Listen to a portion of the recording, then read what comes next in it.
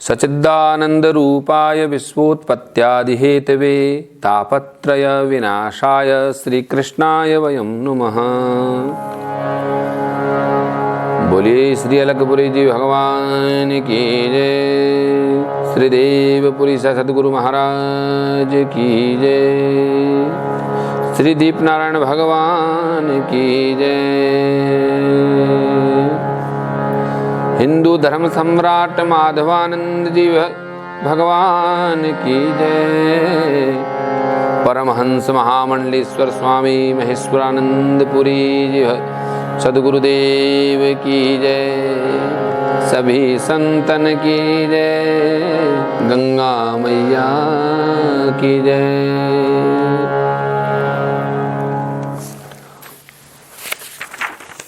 मैत्रेयी उवाच निर्वेदवादिनीमेवं मनोर्दुहितरं मुनिः दयालुः शालिनी माह शुक्लाभिव्याहृतं स्मरन् ऋषिरुवाच माखिदो राजपुत्रित आत्मानं प्रत्यनिन्दिते भगवास्ते क्षरो गर्भ मधुरात् संप्रपत्स्यते। श्रीमद् भागवत के तृतीय स्कंद में 24वें अध्याय में मैत्रेय जी ने कहा कि ऐसी बात सुनकर के देवहूति जी की गुणों से युक्त कर्दम जी का हृदय द्रवित हुआ उठा और भगवान विष्णु के कथन का स्मरण आया उनको। कर्दम जी बोले, हे दोष रहित राजकुमारी। तो वह क्या कह रही थी कि मैंने आपके द्वारा, आप मुझे मिले, मैं आपके द्वारा प्रभु को प्राप्त कर सकती थी, लेकिन मैं आपके संग में तो विषयों की और इंद्रियों की दासी बन गई, आप नहीं बने। तो कर्दम जी कहते हैं कि तुम्हारे में कोई दोष नहीं है। यहां एक बहुत बड़ी मर्म की बात है। उसी भोग को कर्दम जी ने भोगा, उसी भोग को देवहूति ने भोगा। देवहूति के मन में अपराध भाव आ गया और कर्दम जी के अंदर अपराध भाव नहीं है, क्योंकि कर्दम जी मन और इंद्रियों के स्वामी बनकर के भोग रहे हैं और देवहूति है वो मन और इंद्रियों की दासी बनकर के उन भोगों को भोग रही है। तो यहां उनके अंदर अपराध भाव आ गया। यानी उन्हीं भोगों को योगी भोगता है और उन्हीं भोगों को भोगी भोगता है, लेकिन भोगने के पश्चात एक में अपराध भाव आता है और एक में वैराग्य ही रहता है। ये मर्म की बात है।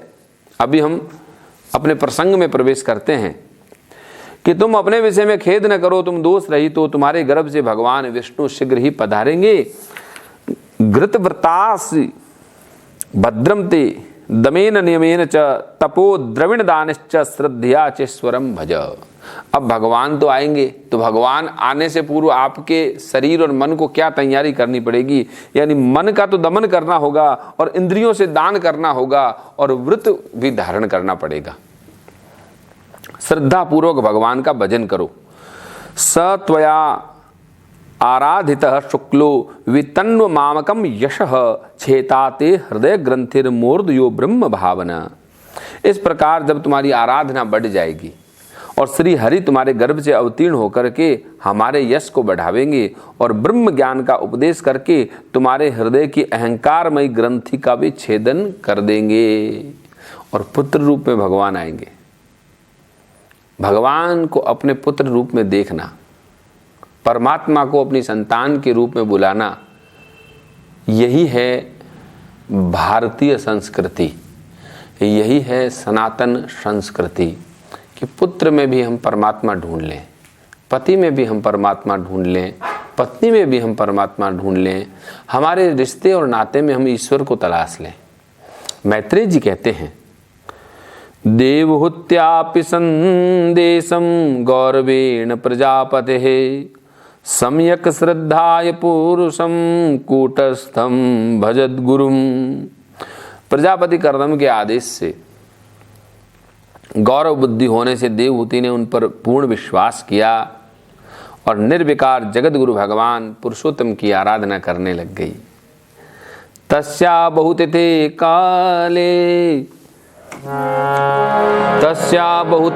काले भगवान मधुसूदनः कार्दमं वीर्यमापन्नो यज्ञे अग्निरिव दारुणे। इस प्रकार बहुत समय बीत जाने पर भगवान मधुसूदन कर्दम जी के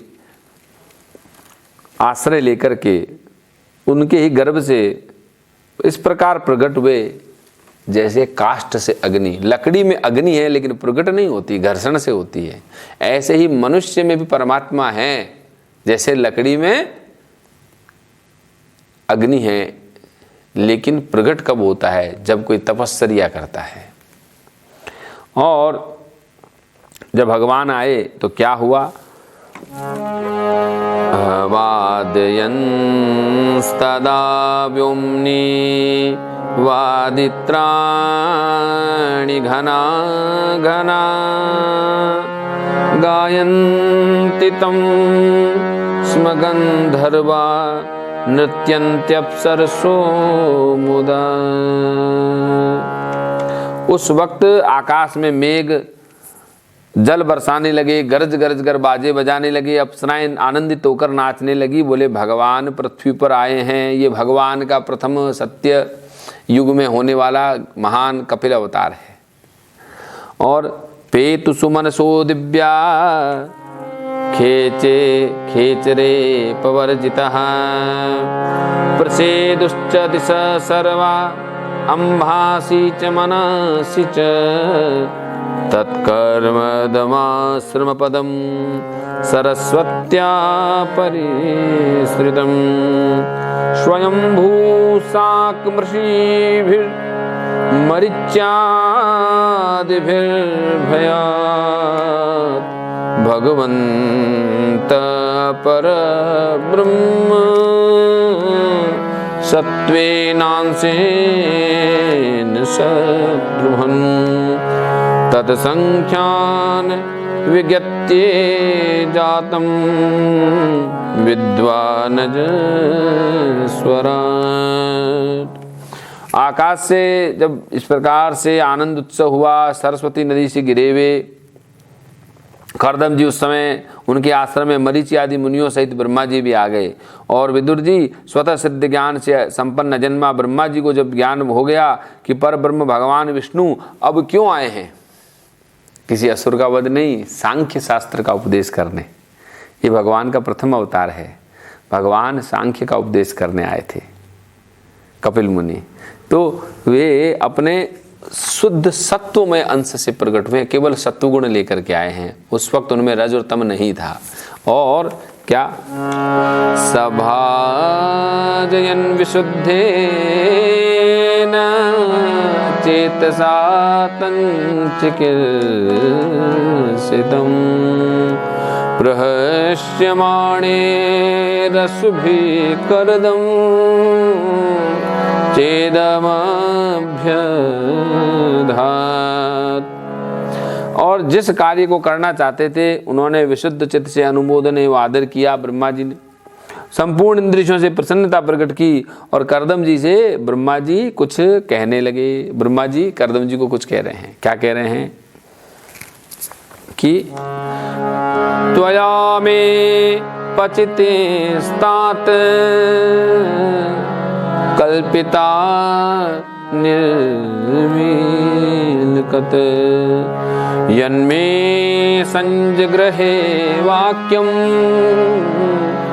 भवान् मानदमानयन् एतावत्येव शुश्रूषा कार्या पितरी पुत्र कहे बाढ़मित्यनु मन्येत गौरवेण गुरोर्वचः।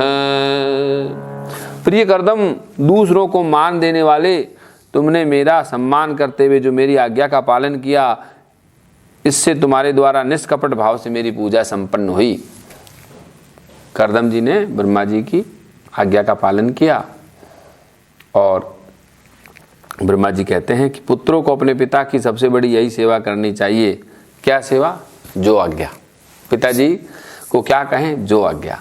जो आज्ञा बोल करके ऐसा आदर पूर्वक उनके आदेश को जो स्वीकार करता है वही संसार में सभ्य बेटा कहता रहता है। इमा दुहितर सभ्य तव वत्स सुमध्यमा सर्गमेतम प्रभावेहि स्वेर बहिष्यन अंतेन कधा। बहुत बड़ी बात कह रहे हैं कि जो बेटा तुम सभ्य हो, तुम्हारी ये सुंदरी कन्याएं अपने वंश के द्वारा इस सृष्टि को अनेक प्रकार से आगे बढ़ावेगी। अतस्वमर्षि मुख्यभ्यो यथाशीलम यथा रुचि आत्मजा परिदेहद्य विस्तृणी ही यशो भुवि। अब तुम अपनी इन कन्याओं का मरीचि आदि ऋषियों से, मुनिवरों से स्वभाव और रुचि, यानी कि देखो भाई दोनों के गुण मिलाओ, स्वभाव मिलाओ और रुचियों को मिलाओ, इसके अनुसार ये जब इन कन्याओं का तुम इन ऋषियों से विवाह कर दोगे तो संसार में सुयश फैल जाएगा। वेदा हमाद्यम पुरुषम अवतीर्णम स्वमायया भूतानाम सेवधिम देहम विभ्राणम कपिलम मुने। मैं जानता हूं कि जो संपूर्ण प्राणियों की निधि है, यानी सब जो संसार के समस्त प्राणी हैं, उन समस्त प्राणियों का एक ऐसी क्या चीज है जो सबका खजाना है। तो वो बोलते हैं कि वो जो संपूर्ण प्राणियों की निधि है, वो उनके अभिष्ट मनोरथ पूर्ण करने वाले वे आदि पुरुष भगवान अपनी योग माया से कपिल के रूप में तुम्हारे यहाँ अवतीर्ण हुए हैं। अब देवहूति को क्या कहते हैं ब्रह्मा जी कि ज्ञान विज्ञान योगेन कर्मणा मुद्रन जटहा हिरण्य केश पद्याक्ष पद्म मुद्रा पदाम्बुज। हे देवहूति राजकुमारी, सुनहरे बाल, कमल जैसे विशाल नेत्र और कमल के अंकित चरण कमलों से तुम्हारा जो शिशु है, शिशु के रूप में कीटबासुर को मारने वाले साक्षात हरि ने ही ज्ञान और विज्ञान कर्मों की वासनाओं से मूल छेदन करने के लिए तुम्हारे गर्भ से प्रवेश किया है। ये अविद्याजनित मोह की ग्रंथियों को काटकर पृथ्वी पर स्वच्छंद विचरण करेंगे। ए समान बीते गर्भ प्रविष्ट केट भारतना अविद्या संशय ग्रंथि चित्वांगाम विचार विचरिष्यति। भगवान कपिल की जो साधना है, उनका जो ध्यान है, ये सन्यासियों के गुरु है। हृदय के अंदर जो संशय है, कंफ्यूजन है, ये सब कपिल भगवान ही दूर करते हैं। इसलिए कपिल भगवान सत्वमय अवतार है। इनमें रजोगुण और तमोगुण है, इस अवतार में भगवान ने धारण नहीं किया। इनका ध्यान, इनका रूप, इनका चिंतन करने से ही हमारे भीतर धीरे धीरे सत्वगुण की वृद्धि होने लगती है। ऐसे भगवान कपिल हैं। अयम सिद्ध गणाधीश सांख्याचार्य सुसम्मत लोके कपिल इत्याख्याम गंता ते कीर्तिवर्धना। ये सिद्धों के स्वामी हो जाएंगे। जितने भी सिद्ध होंगे उन सिद्धों के ये सिद्धानाम कपिलो मुनि, ये सिद्धों के स्वामी होंगे और सांख्य के आचार्यों में माननीय होंगे। लोक में कीर्ति का विस्तार और कपिल के नाम से विख्यात होंगे। ऐसा ब्रह्मा जी ने माता और पिता दोनों को, यानी कर्दम जी और देवहूति को कहा। अब मैत्रेय जी बोले तावा स्वास्य जगत सृष्टा कुमारे सह नारद हंसो हंसेन यानेन त्रिधाम परमम ययो। अब यहाँ नारद जी भी हैं और सनकादिक भी आ गए, हंस पर चढ़कर ब्रह्मा जी भी हैं। ये सब लोगों ने देखा इनके तो साक्षात हरि इस नए रूप में आएंगे, तो प्रणाम किया और सब लोग अपने अपनी जगह चले गए। गते सतदतो छत कर्दमेस्तेन चोदितः यथोदितम स्वदुहित्र प्रादादिस्व सृजाम तथा। बड़ी सुंदर झांकी है कि ब्रह्मा जी के चले जाने पर कर्दम जी ने मरीचि आदि प्रजापतियों के साथ अपनी कन्याओं का विधि पूर्वक विवाह किया। अब उन्होंने अपनी कला नाम की कन्या है, उसका विवाह किससे किया? बोले मरीचि से। और अनुसुईया का अत्रि से, श्रद्धा का अंगिरा ऋषि से एवं हविर्भू को पुलस्त जी से ब्याह दिया, उनसे शादी कर दी। मरीचि कला मरीचय कला प्रदादन सूयाम अथात्रये श्रद्धाम अंगिरसे च्यच्छ पुलस्त्याय हविर्भुवम पुलहाय गतिम युक्त्वा कृतवे च क्रिया सतिम ख्याति च भृगवे यच्छवद द्विष्टायाम अरुंधतिम। पुलह को उनके अनुरूप गति नाम की कन्या दे दी। क्रतु के साथ साध्वी क्रिया का विवाह किया और भृगु को ख्याति और वशिष्ठ जी को अरुंधति समर्पित कर दी। अथर्वणे दाच्छान्तिम यया यज्ञो वितन्यते विपर्शभान कृतोद्वाहान सदा रान समलालयत, यानी अथर्वा ऋषि को शांति नाम की कन्या दे दी, जिससे यज्ञ कर्म का विस्तार हुआ। और कर्दम जी ने उन विवाहित ऋषियों को उनकी पत्नियों के सहित खूब सत्कार भी किया। ततस्तत ऋष छत कृतदारा निमंत्रितम प्रतिष्ठन्नि मापन्ना स्वमाश्रम मंडलम।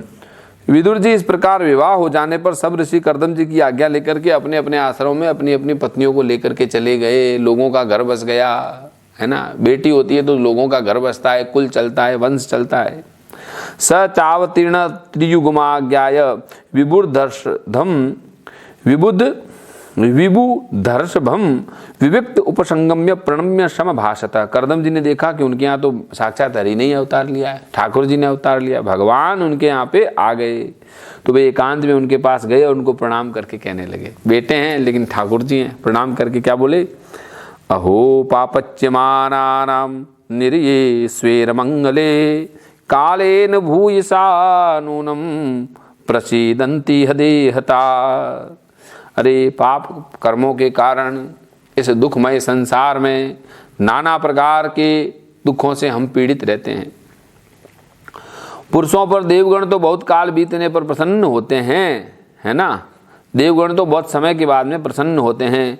बहुजन्म विपक्वेन सम्यक योग समाधिना दृष्टुम यतन्ते यतय शून्यागारेषु यत्पदम। किंतु जिनके स्वरूप को योगी जन अनेक जन्मों के साधन से सिद्ध हुई समृद्ध समाधि के द्वारा एकांत में देखने का प्रयास करते हैं, अपने भक्तों की रक्षा करने वाले हरि तो विषय लोलुपों के द्वारा होने वाली अपनी अवज्ञा का कुछ भी विचार न करके आज हमारे घर अवतीर्ण हो गए। यानी भगवान के सामने तो कर्दम जी को भी लगा मैं भी विषय लोलुप था, ऐसा उनको लगा। स एव भगवान अद्य हेलनम नगण्य ग्रहेषु जातो ग्राम्याणाम यश्वानाम पक्ष पोषणम स्वीयम वाक्यमृतम कर्तुम अवतीर्णोऽसि मे ग्रहे चिकीर्षु भगवान ज्ञानम भक्तानाम मानवर्धनम। आपने अपने भक्तों का मान बढ़ाने वाले, अपने वचनों को सत्य करने वाले सांख्य योग का उपदेश करने के लिए हमारे घर में जन्म लिया है, मेरे यहाँ अवतार लिया है। तान्य विते विरूपाणी रूपाणी भगवस्तव यानी यानी च रोचन्ते स्वजनानाम रूपिणः। आप प्राकृत रूप से रहित हैं, आप चतुर्भुज हैं, आप अलौकिक हैं और आप वे ही आपके योग्य हैं जो मनुष्य सदृश आपके भक्तों को प्रिय लगते हैं, वे भी आपको प्रीतिकर लगते हैं। यानी जो आपके भक्तों को प्रेम करता है ना, आप उसी को प्रेम करते हो। जो आपके भक्तों को प्रेम नहीं करता, आप उनको प्रेम नहीं करते। भगवान क्या कहते हैं कि जो मनुष्य आपके भक्तों को प्रिय लगते हैं, वे भी आपको रुचिकर लगते हैं।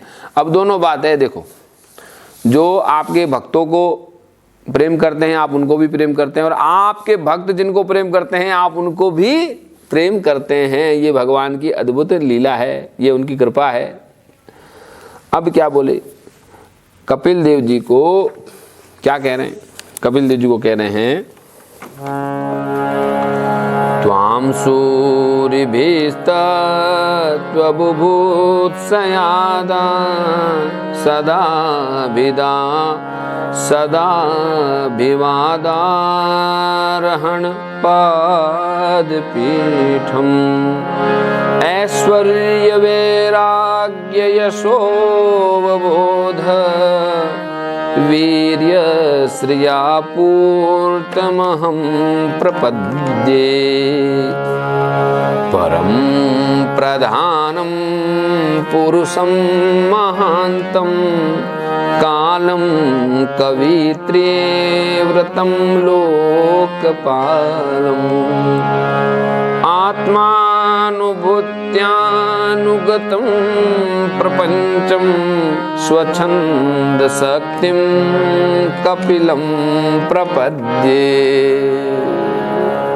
स्वच्छन्दशक्तिं कपिलं प्रपद्ये।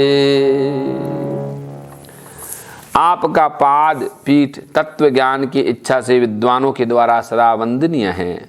श्री वैराग्य ऐश्वर्य ज्ञान वीर्य ये आपका ऐश्वर्य है। भगवान का ऐश्वर्य क्या है, ये 6 चीजें हैं जिसमें वैराग्य यश ज्ञान वीर्य और श्री और ऐश्वर्य, ये आपका सदा ही वंदनीय है। मैं आपकी शरण में हूँ, आप तो परब्रह्म हैं, सारी शक्तियां आपके अधीन हैं, आप स्वतंत्र विचरण करने वाले हैं, आप सारे प्रपंच को चेतन शक्ति के द्वारा अपने में लीन कर लेते हैं और उनसे भी परे हैं। मैं आप भगवान कपिल की शरण को ग्रहण कर लेता हूँ। ऐसा उन्होंने प्रार्थना किया। आस्मा विप्रच्छेद्य पतिं प्रजानां त्वयावतीर्णान् उताप्त कामः परिव्रजत् पदवीमास्थितोऽहं चरिष्ये त्वां हृदि युञ्जन विशोकः।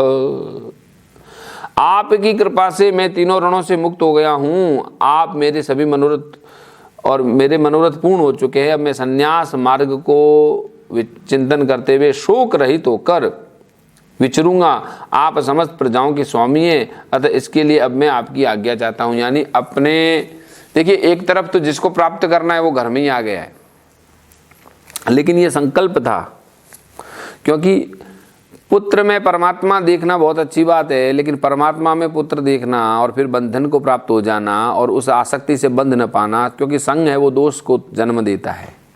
तो वे उस भगवान को अपने हृदय में ही, और भगवान ने देखो स्पष्ट बताया था कितनी बड़ी बात कि तुम समस्त जीवों में मुझको देखोगे। तो वो समस्त जीवधारियों में जानने के लिए, समस्त जीवधारियों में उसको पहचानने के लिए करदम जी आज्ञा लेकर के वन की ओर जाना चाहते हैं। यहीं पर मैं इस 24वें अध्याय को विराम देता हूँ। बोली श्री वृंदावन बिहारी लाल की जय। आगे का जो पूर्ण दूसरा पार्ट है आपको अगले श्रृंखला में हम दिखाएंगे, बताएंगे। जय श्री कृष्ण।